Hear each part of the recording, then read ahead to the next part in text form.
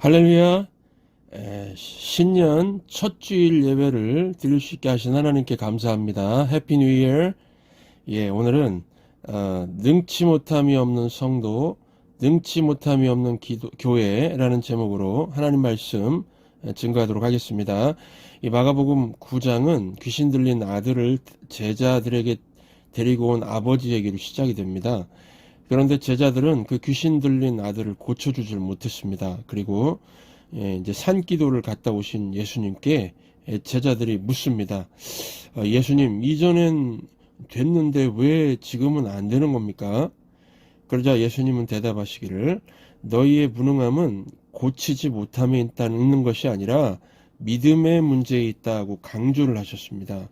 오늘 말씀이죠. 9장 23절, 마가복음 9장 23절 함께 읽겠습니다. 예수께서 이르시되 할 수 있거든이 무슨 말이냐?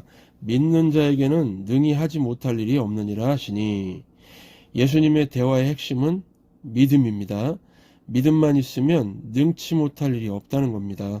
믿음만 있으면은 능치 못함이 없는 성도가 될 수 있고 능치 못함이 없는 교회가 될 수 있다는 겁니다.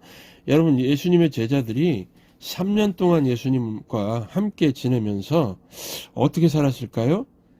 이 사복음서라고 그랬죠. 마태, 마가, 누가, 요한복음을 보시면은 제자들은 많은 순간 예수님을 믿고 산 것이 아니라 예수님을 그저 옆에서 보고 살았습니다.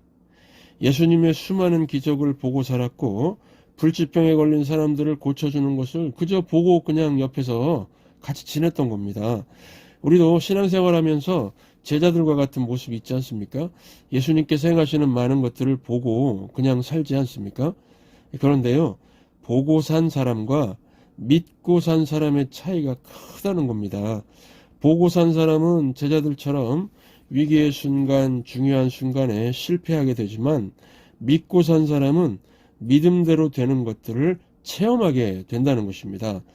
올해 이제 시작하는데 52주 365일 동안 하나님을 믿는 자로 사시기 바랍니다. 믿는 성도에게는 능치 못함이 없는 삶이 주어지게 될 것입니다. 그러면은 이 믿음이 무엇입니까? 우리가 로마서를 통해서 믿음에 대해서 여러 차례 말씀드렸는데, 한마디로 말씀드리자면은 믿음은 전인격적인 거라는 겁니다. 하나님을 향한 전인격적인 것, 이게 믿음입니다. 인격은 세 가지를 포함하죠. 지식과 감정과 의지, 세 가지가 균형이 있을 때 인격적인 믿음이라고 합니다. 예를 들면은 천성교회 처음 방문한 사람이 이 교회는 인격적인 교회야 라고 말한다면은 이게 무슨 의미일까요?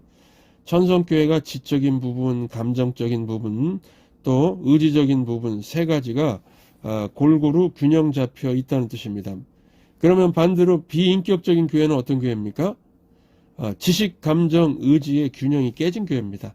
너무 지식적인 것만 강조하거나 지나치게 감정적이거나 또는 행동만 강조하거나 그러면은 균형이 깨진 거니까 이건 비인격적인 교회라고 하는 것입니다. 여러분, 우리는요 뭐든지 인격적으로 행동하려고 합니다. 사람이 그렇습니다. 의자에 앉는 걸 한번 생각해 보십시오. 먼저 지식이 필요합니다. 이거는 사람 앉으라고 만든 것이다.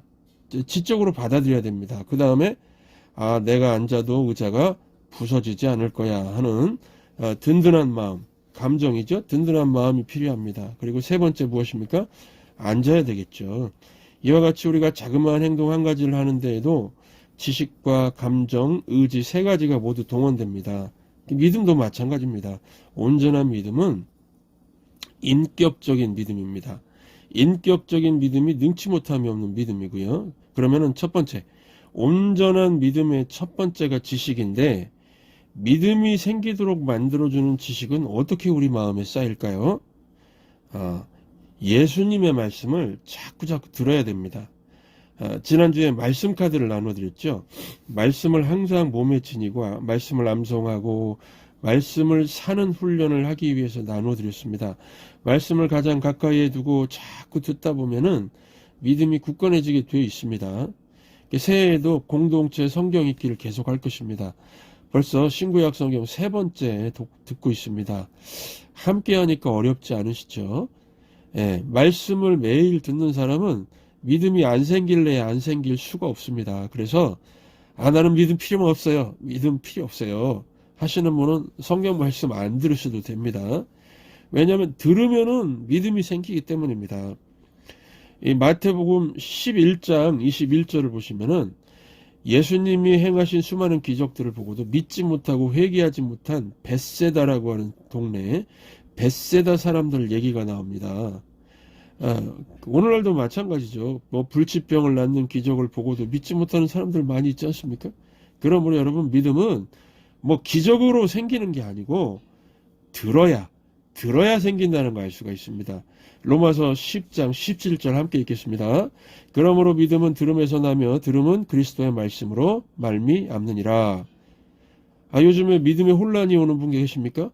정기적으로 말씀을 읽고 들으시기 바랍니다. 말씀을 들으면 믿음이 굳건해집니다.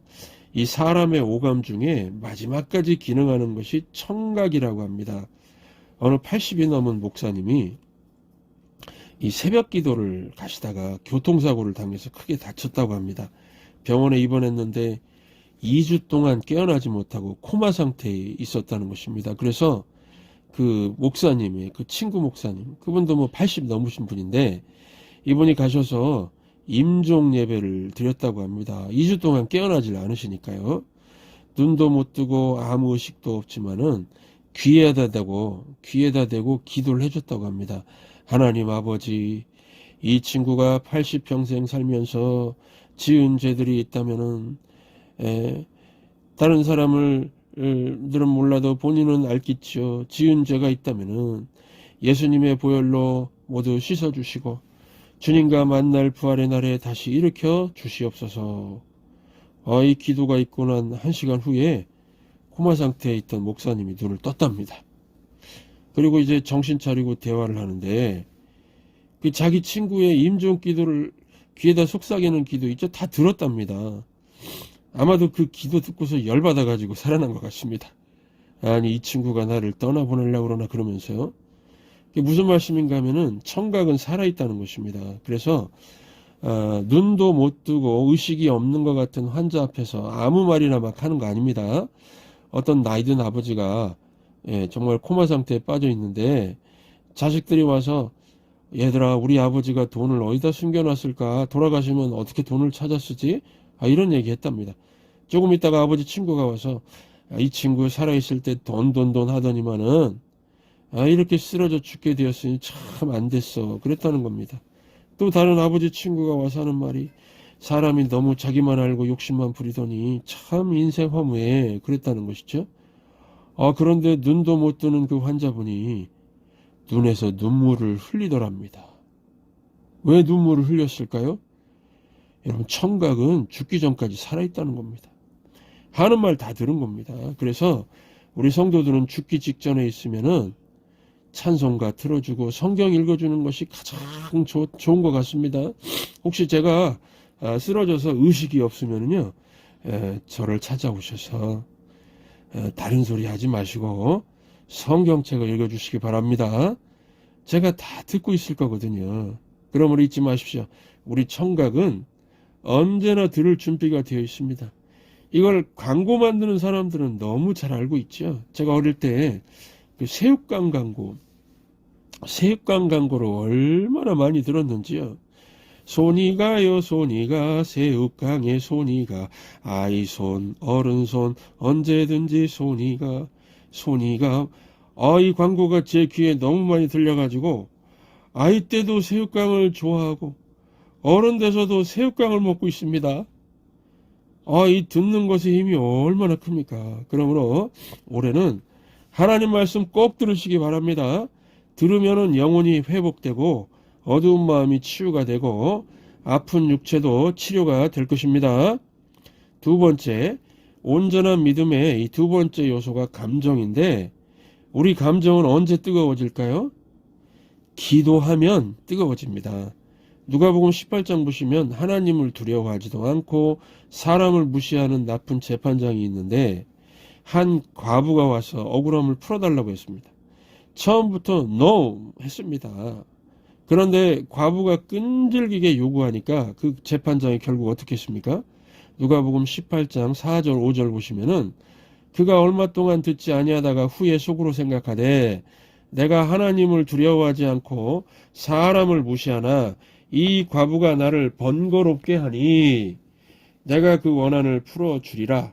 그렇지 않으면 늘 와서 나를 괴롭게 하리라. 이 나쁜 재판관이요, 과부의 억울함을 풀어줬습니다.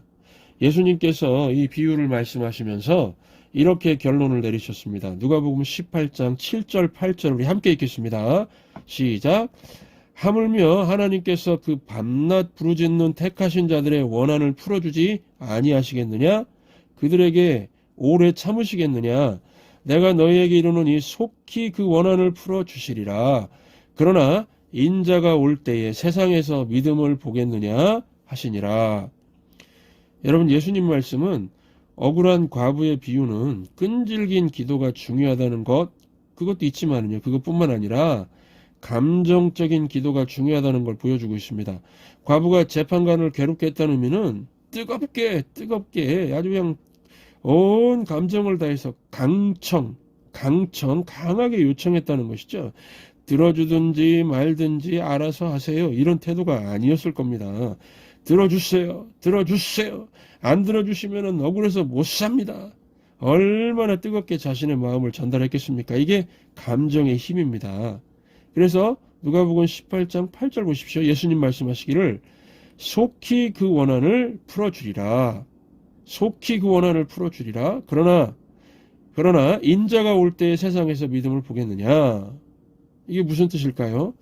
끝까지 구하는 뜨거운 마음을 가진 자들이 마침내 응답을 받는다는 겁니다. 그런데 이런 믿음의 사람들이 많이 없다는 겁니다.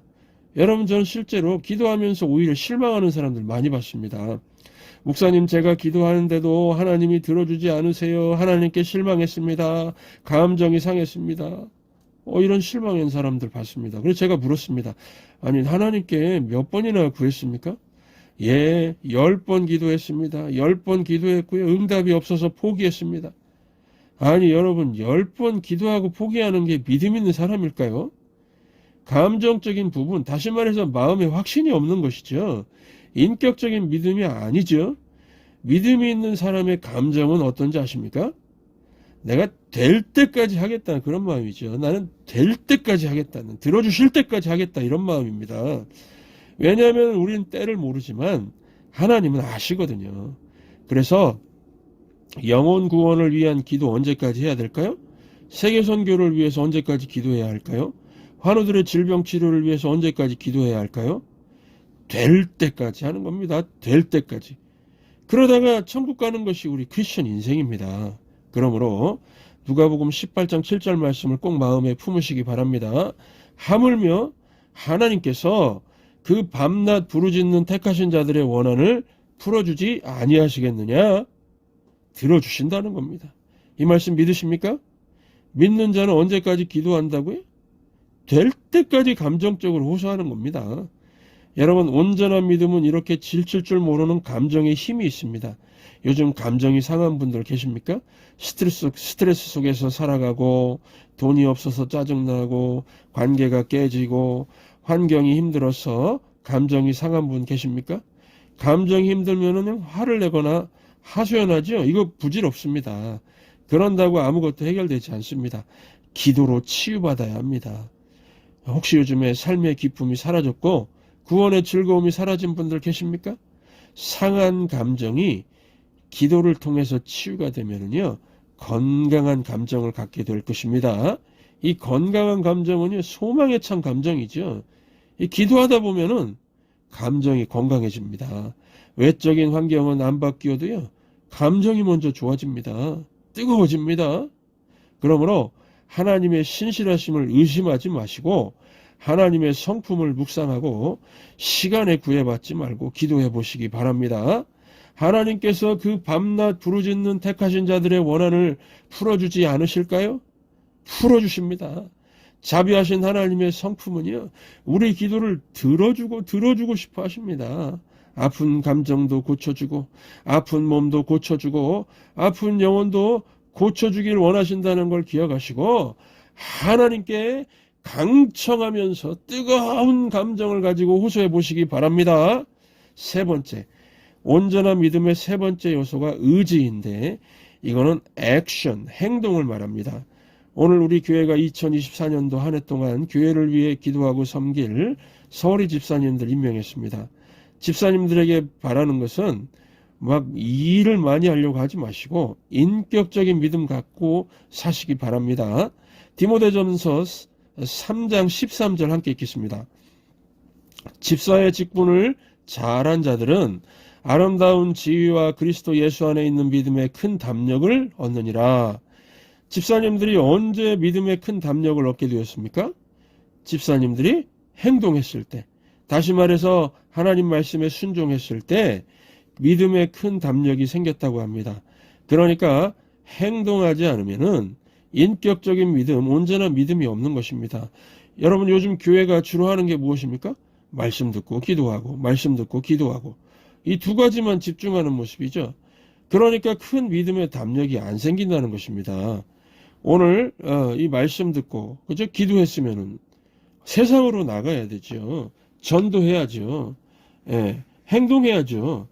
성경은 창세기에 나오는 아브라함 있죠. 아브라함을 믿음의 조상이라고 할 만큼 믿는 자의 샘플로 언급하는데 창세기 쭉 한번 읽어보시기 바랍니다. 아브라함의 믿음에는 행동이 있었습니다. 고향을 떠나라. 내가 지시할 땅으로 가라. 하나님 말씀 듣고 즉시 떠났습니다. 행동했습니다. 아브라함이 행동하면서 하나님이 함께하고 있다는 것을 체험하게 되었습니다. 우리도 마찬가지입니다. 우리 믿음이 왜 자라지 않습니까? 말씀 듣고 기도했으면은 행동해야죠. 행동. 몸을 들여서 행동하는 것을 헌신이라고 합니다. 온 마음을 다 들여서 기도하는 것은 헌심이죠. 마음 심자의 헌심. 헌심은 믿음의 정적인 요소이고 감정적인 요소이고 헌신은 믿음의 의지적인 요소입니다. 헌심과 헌신 다 필요한 것입니다. 제가 주일 성경 공부, 작년 성경 공부 1, 2번을 인도해 보니까요. 성도들의 주된 질문 중에 하나를 발견하게 됐습니다. 목사님, 교회에서는 거룩하게 보이는데 왜 세상에 나가면 전혀 그렇지가 않죠? 사람들이 그렇게 삽니다.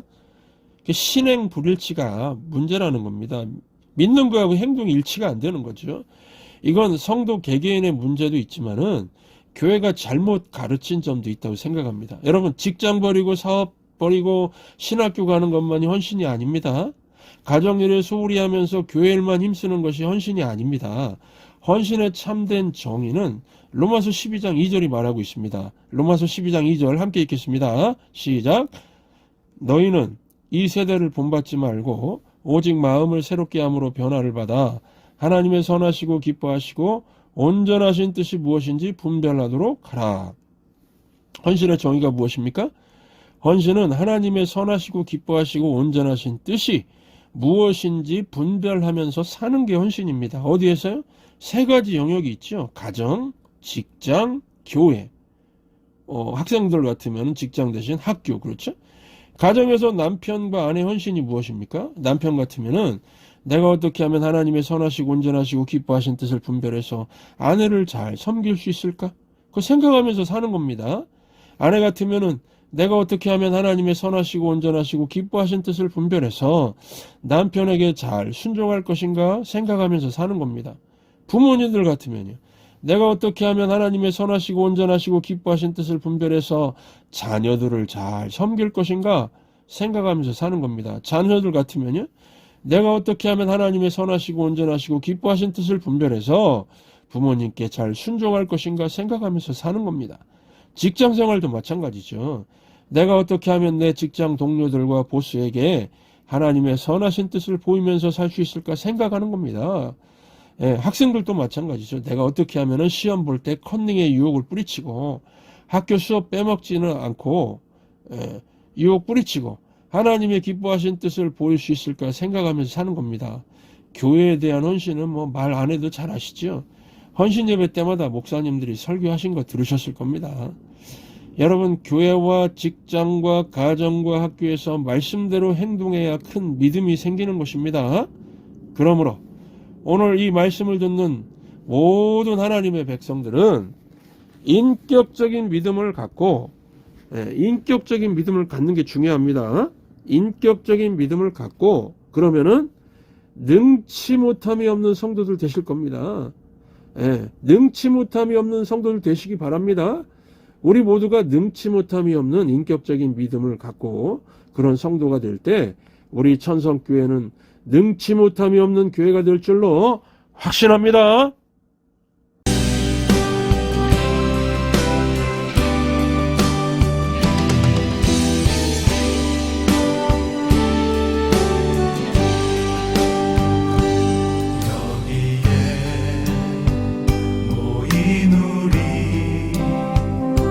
주의 은총 받은 자여라. 주께서 이 자리에 함께 계심을 아노라. 언제나 주님만을 찬양하며 따라가리니 시험을 당할 때도 함께 계심을 믿노라.